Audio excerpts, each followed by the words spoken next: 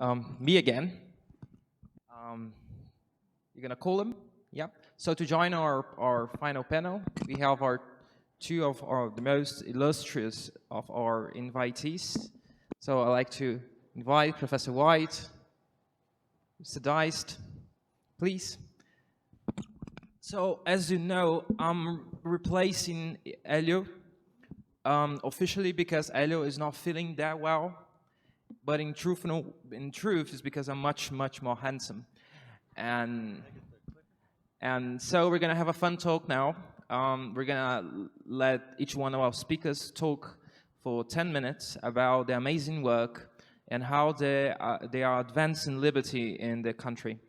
And later, I'm gonna make some snarky comments at them and make some sort of debate, and hopefully we can have a little bit of fun, so we can start together having a fun Saturday night. So I believe Professor is going to start. Yeah. I got my slides up. I need the, there we go.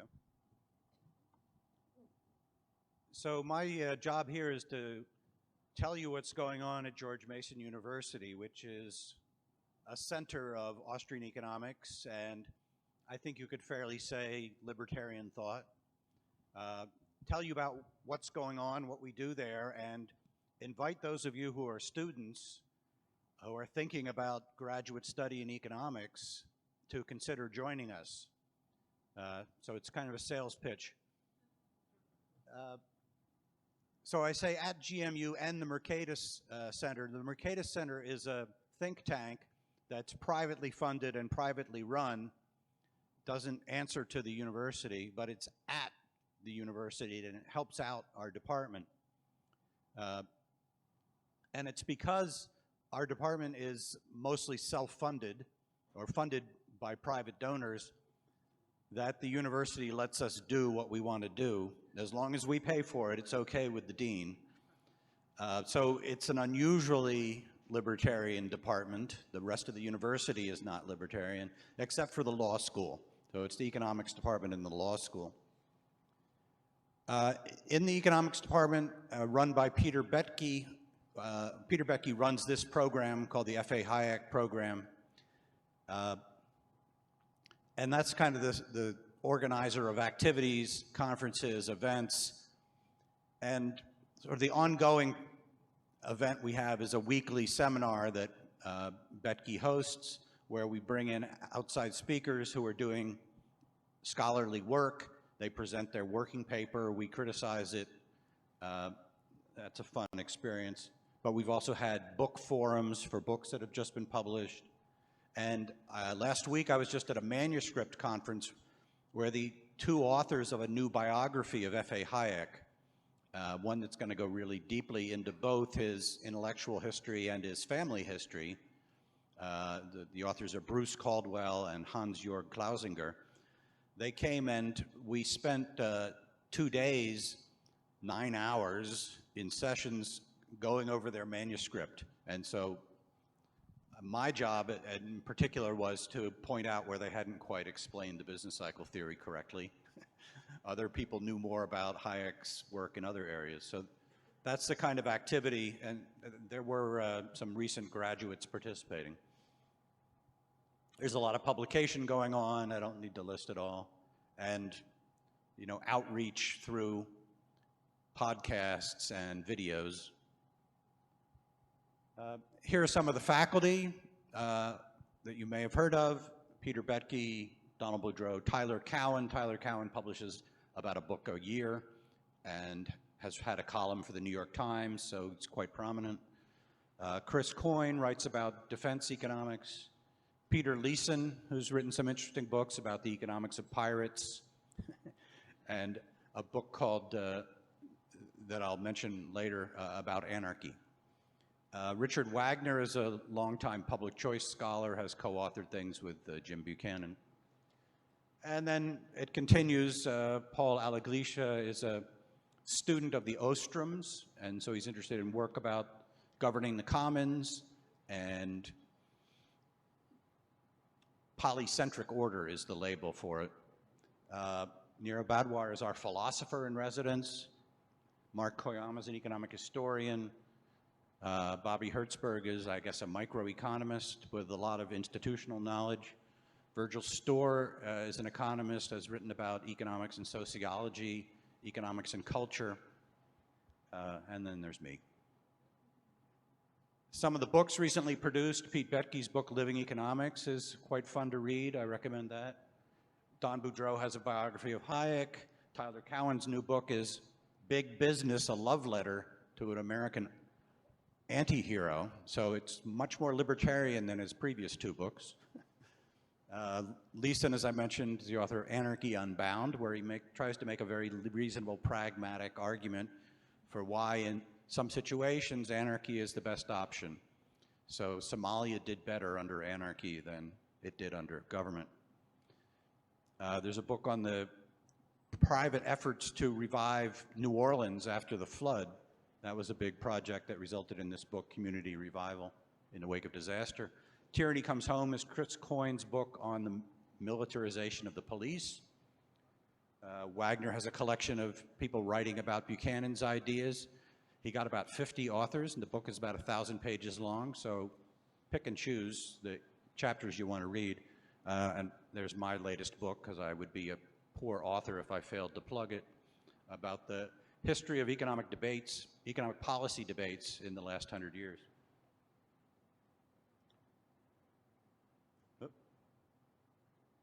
Other faculty I haven't mentioned yet, Brian Kaplan, some of you may know his work. Garrett Jones, Dan Klein is an expert in Adam Smith, and we actually have a field in Adam Smith studies. So you can take 2 courses and use it as a field for getting your PhD. Cesar Martinelli came to us from Mexico. Alex Tabarrok, who's a co-author with Cowen, and Walter Williams is a longtime free market economist. So I want to talk about the student programs. We have fellowships for good students. The number of students we have is about PhD students who are on fellowships is about 40, and then there are other students who are paying their own way.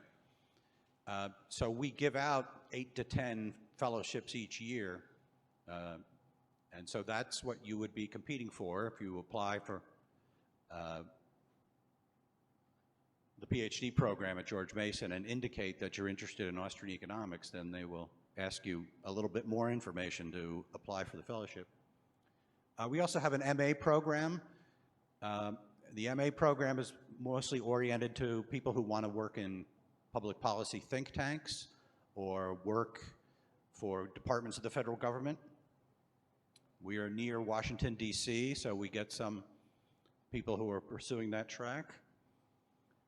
We also have some programs that serve students at other universities.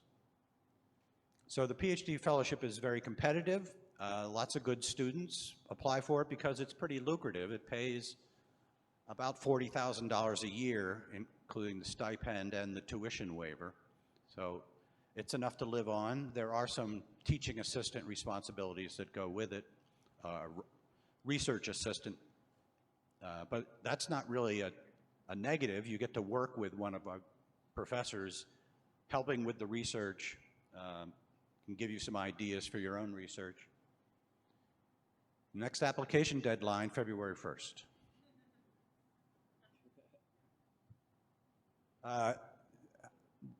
Our students have been pretty successful at getting teaching jobs, tenure track teaching jobs in regular universities. Right? So that's kind of our goal, to populate academia with our graduates so that there's a bigger hearing for our ideas. I've highlighted the students who came from Latin America, so we have students from all over the world. Ana Faria is our recent Brazilian graduate, and she got a pretty good job at Colorado Springs. I don't need to read the entire list. There's also an MA fellowship if you want the 2-year MA program. Also about $40,000 a year, but for 2 years.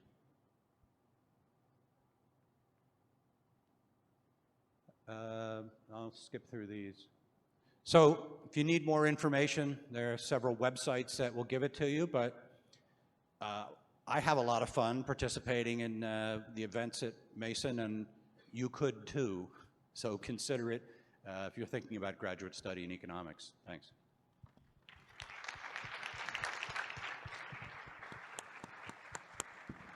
And not less important, in George Mason, there is a Panda Express inside the campus. And that's something you cannot put a price on. So Deist, it's yours. So I'd like to start by just emphasizing when we're talking about George Mason University, this is truly unique, not only in American academia, in American higher education, but really worldwide, to have a university where you can go and do extensive graduate or PhD level work amongst professors who are thoroughly Austrian, all the way down to perhaps, sympathetic, with free market schools, knowledgeable about free market schools. It's a very unique institution in that sense, and it is very different from almost all economics departments across universities in the United States and the West. So because of that, I think we have to look at academia as a whole and try to figure out whether it's working and whether we're influencing it. At the Mises Institute, we certainly try to at least have one foot in academia through our Summer Fellows program, which is graduate students, usually PhD students, who come and spend the summer with us. There's a couple of graduates from that here in the auditorium today, and some of them have gone on to Mason, some of them have gone on to other schools. We also publish an academic journal, the Quarterly Journal of Austrian Economics. So, in a sense, we're still trying to be a home for Austrian PhDs and people who are working in academia to give them a place to publish. But I would argue that that's not our primary goal. That's not our primary mission. Peter Klein, who's one of our senior fellows, pointed out that if you look at the academic model today, for the most part, it's the same as it was a couple thousand years ago, in the sense that there's a professor sitting at the front of a room, talking to a bunch of kids in kind of a one-directional conversation. The kids take notes on the lecture, and then later there's a test. So that model, as we all know, is being challenged on every side, on every front, by the costs and debt that students are going into, and also by the lack of job opportunities for many students, even with PhDs. Now, economics, I think, is a happy bright spot. I think, for the most part, econ PhDs are doing pretty well in the job market relative to a lot of other PhDs. So that's a happy thing. And there's also, in economics, far more jobs outside of academia, in the world of Wall Street or business. I know companies like Amazon now are hiring, vast amounts of economists. So even maybe with just a master's, or even with a bachelor's, perhaps, it's a good major in that sense. But as I mentioned, that trying to influence academia isn't really our main mission, because, as I said yesterday, academics have self-interest.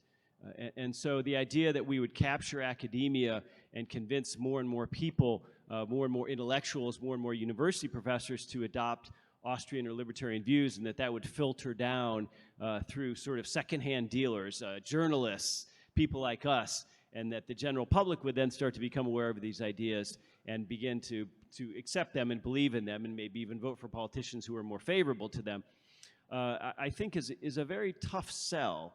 And I really believe that Mises Institute and Mises.org, which we hope is one of the big repositories of free Austrian and libertarian content in the world. It's really our front door and our calling card. But what we view the Mises Institute's mission as is trying to reach the intelligent layperson, trying to almost do an end run around academia in that sense, because it's not just a matter of our ideas not being taught. It's sometimes a matter of having to unlearn what we would consider, anyway, wrong ideas that have been taught. I think most of you have probably suffered through Econ 101, and you probably learned a lot of dopey things in that class and looked at some charts and all that.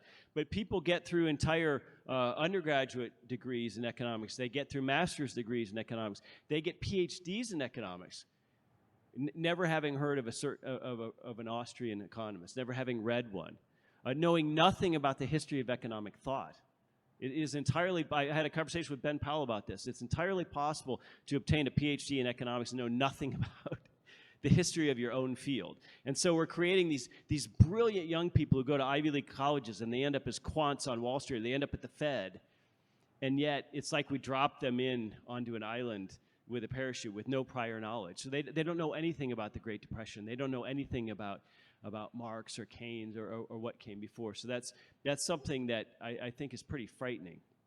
And so I think intelligent lay people have a huge burden on their backs. Once you're exposed to this knowledge, to go out there and try to talk to other people, to influence other people. And that's really what we try to do.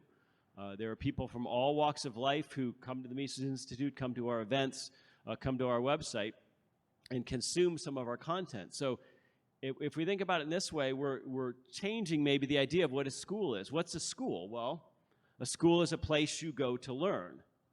But is that a physical place? Or is that increasingly online or in the digital world? Is that something you do only when you're young, between a certain age, or is that something you can do when you're 40 or 50 or 60? Is that something you do full-time while you're not working? Or is that something you do just part-time or even as a hobby? And how much education do you want? The college model is pretty locked in. It says this is the class, this is the semester, this is the number of credit hours, this is the degree. But what if you want to consume more or less than that? Some people, all of their economics or libertarian scholarship learning might just consist of following a Twitter feed and occasionally clicking on an article and reading it. That's all the education they want to consume.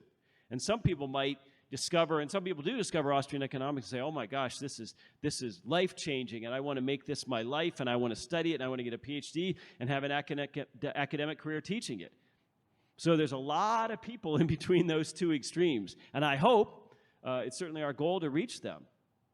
For example, we have a ton of podcasts which are downloadable as MP3 files, but also available through some of the platforms like Spotify and Apple and iTunes and that sort of thing. And so we have truck drivers all across the country.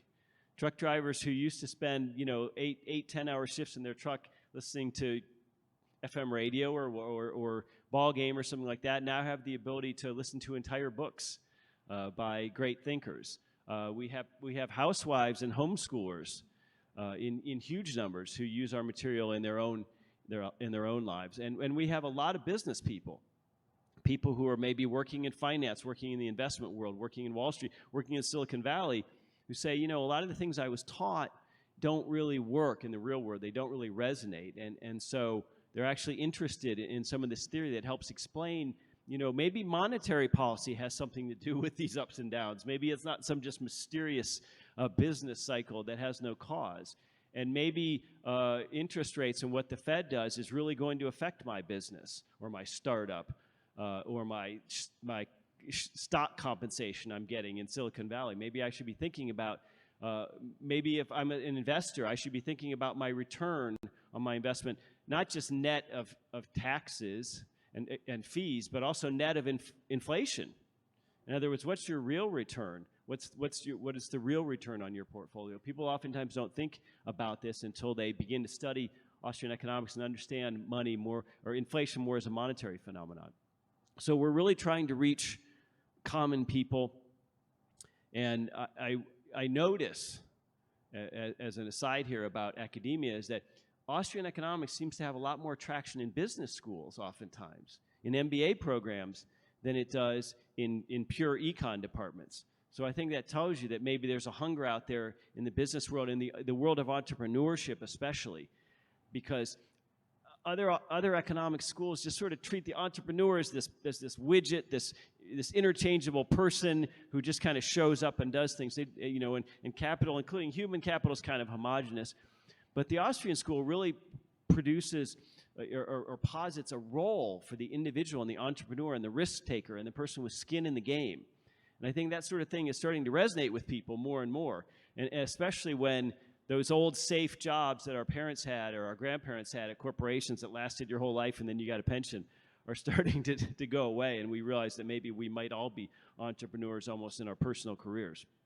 So that's really our goal. Our goal is to make Mises.org a gateway and a repository for people to come to, and our goal is to reach the intelligent layperson who's interested in this kind of thinking and reading. And what that means is we're not for everyone.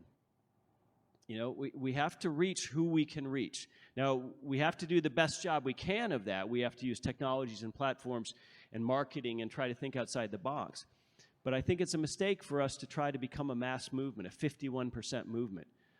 In every society, you'll see that they're driven really by a cadre of, maybe not elites, but what we could call a vanguard, people who are thinking and hard charging, people like Elio Beltran, what he's done in Brazil. So I don't think we need mass movements. I think we need smart, dedicated 5 or 10%. So that's really what we hang our hat on, and we hope that we reach people.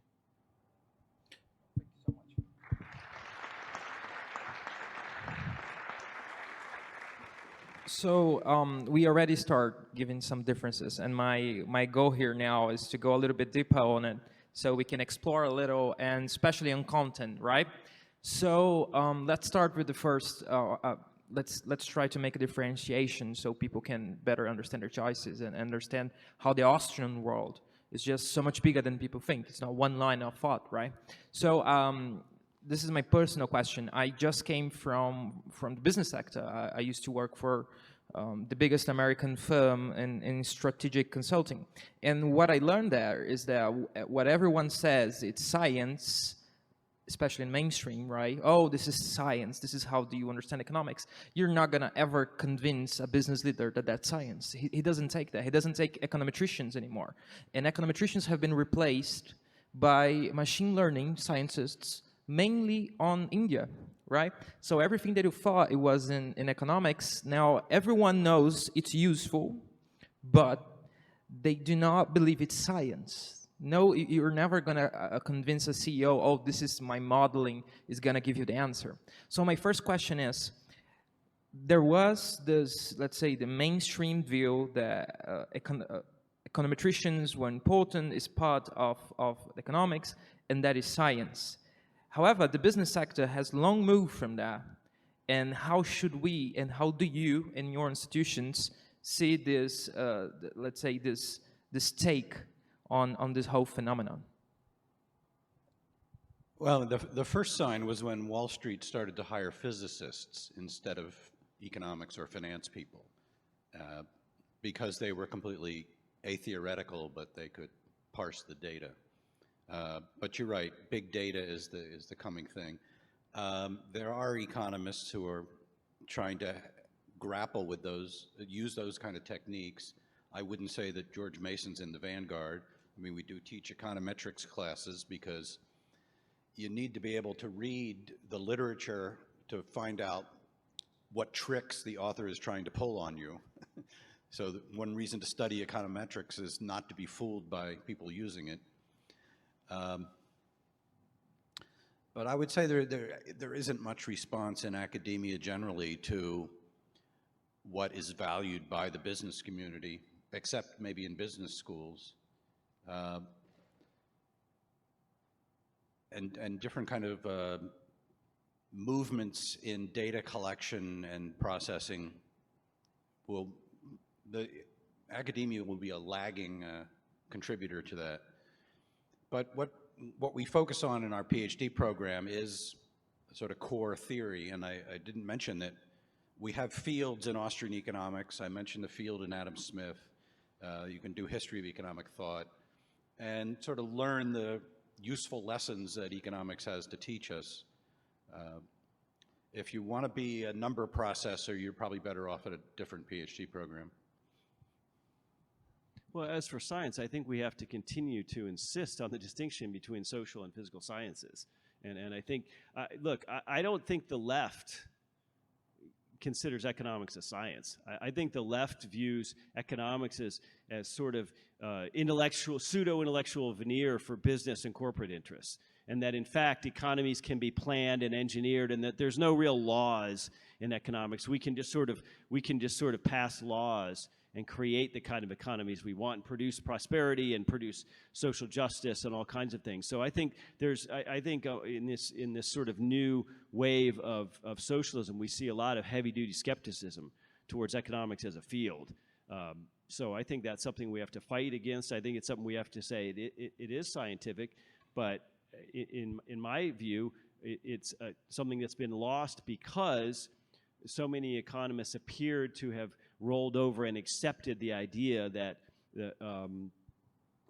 of scientism, which Hayek talked about, that this idea that the same approach of creating a hypothesis and testing it empirically and then reforming it applies in economics just like it does in physics, and I don't think that's correct, and but it's a very muddled question right now whether economics is serving anyone, is helping anyone, is helping us to understand the world.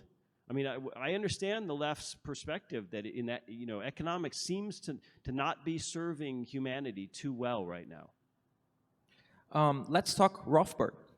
That's always an interesting topic. In Mises Brasil Institute, we have both people that believe that Rothbard had a very different take than Hayek on Mises' work, and that he represents an entire new line of thought that has a very important way of seeing the rest of the economic science. And we also have people inside the Mises Brasil Institute that believe that Rothbard kind of misinterpreted Mises, and that he's let's say that his vision that there's no space for any space whatsoever for econometrics inside the economics is not the right one. So how do you see this difference between your two visions of institutes?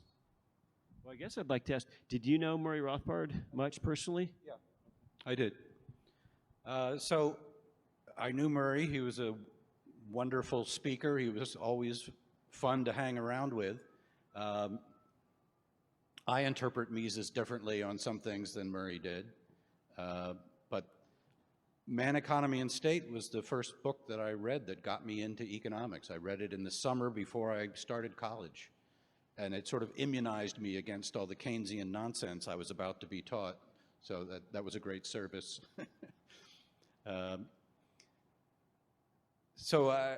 There are a few things I disagree with Murray about, but I think that's a great book, and in public policy, there's not that much disagreement.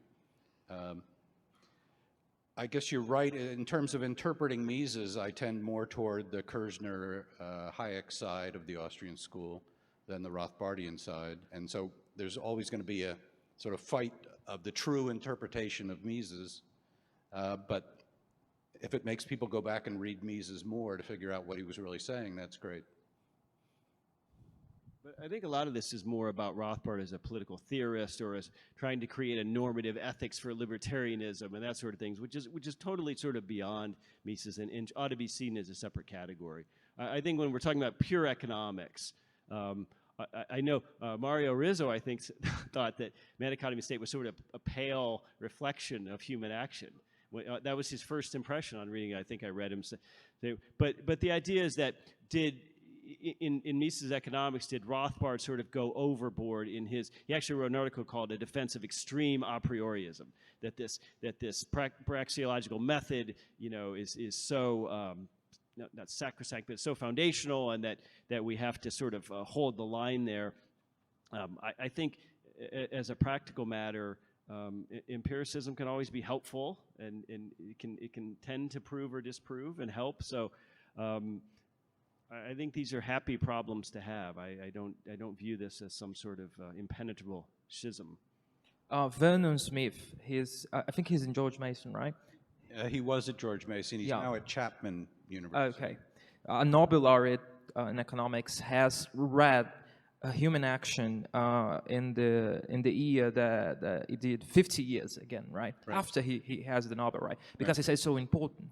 And then he wrote this Cato paper, and on it he mentions that Mises had a point, but I believe that today, if I go back, Mises' point is not valid because we are able to do analysis different than Mises were possibly able to believe that could have been made. So my question is, what's your take on his interpretation? Do you align more with him? Do you believe, no, Mises still had a point, even though now we see an economic analysis differently?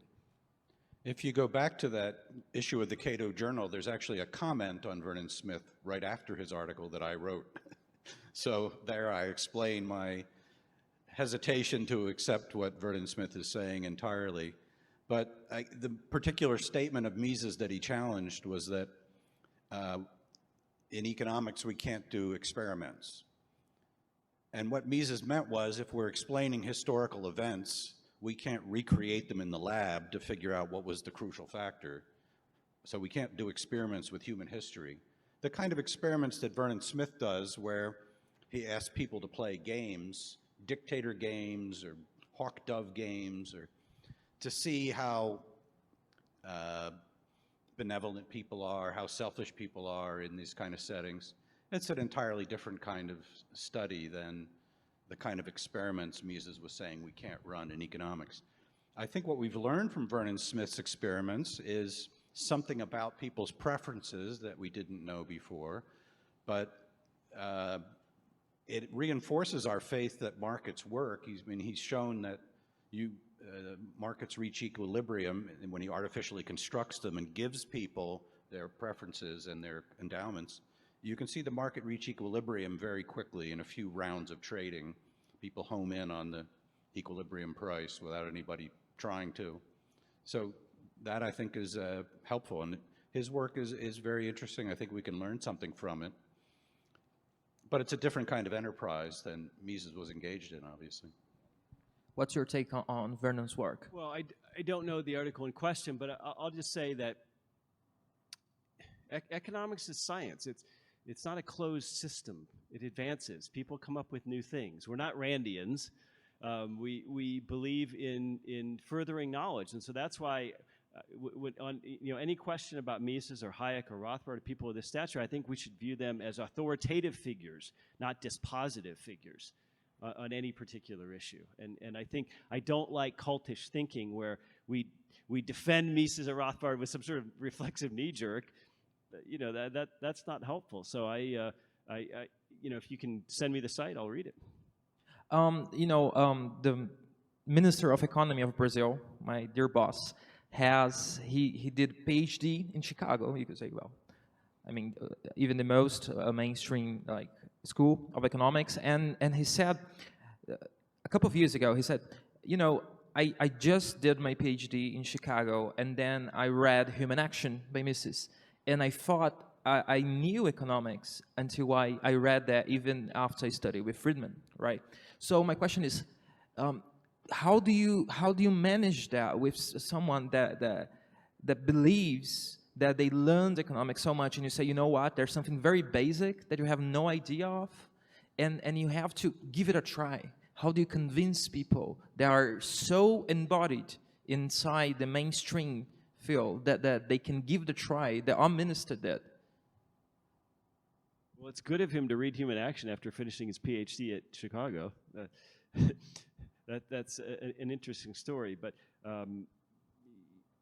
look, I think the way we reach him is we say, you have to understand your field, whether you're a medical doctor, whether you're a physicist or whatever, you have to read the literature. You have to understand literature outside of your own certain area. And this is not shunted off to the side. This was mainstream literature right up until the 1930s. So you have to read beyond your own scope. And so I admire his open-mindedness.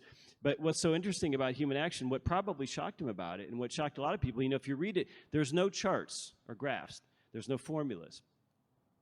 Man, Economy, and State has a few. And so Mises was actually derided for this. People call him a literary economist. He's just writing stories. When in fact, every economic proposition ought to be written as a formula. There are people who believe this. There are people who believe that wholly in mathematical economics, and that economics should actually be written in formulas and equations, not in words, like Mises. So, if someone came from that sort of understanding or background, Human Action would be a big shock. In a way, if you're going to go to a PhD program at a place like Chicago, it's better not to read Human Action so that you can take seriously what you're being taught, and not say this is all nonsense. That would make it harder to learn and pass your tests. So after graduate school, then read it. But once people are invested in a certain way of thinking, it is hard to get them to change over to a different way of thinking, a more Austrian way of thinking, if they're trained in straight neoclassical economics, or especially if they're trained in Keynesian economics. So I don't know what to do, but show them that you've got a theory that explains things about the world that they have no way to explain. So we have more oomph. So it's the view of the Mises Brasil Institute that both of you in your institutions have advanced liberty in an unprecedented way. And we are so happy to have you here. Congratulations for your work. Thank you, everyone, for staying with us until this very last panel. And now we're going to have a closing ceremony. Thank you so much. Thanks.